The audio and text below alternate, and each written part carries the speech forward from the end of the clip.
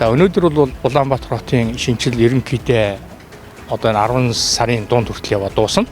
За энэ ондоо багтаагаад Google-ийн газрын зураг шинжлэгдэнэ. Бидний зураг авч байхад яармаг бол цөөхөн башинтай байсан. Одоо бол тэнд хот бий болчихлоо шүү дээ. Би ч гэсэн яармаг мэдэхгүй байна.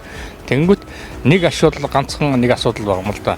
Гудамж бол нэгтэй байх хэрэгтэй. Байшин дугаартай байх хэрэгтэй. Тэгэхээр бидний соёлд бидний одоо хотыг шинээр байгуулж шít хот жишээ нь яг гудамжаараа нэрлэж байшин барилгаа олдог тийм юм. Тэр нь жоохон дутагдaltaй. Тэгээ сурах байлгүй дээ.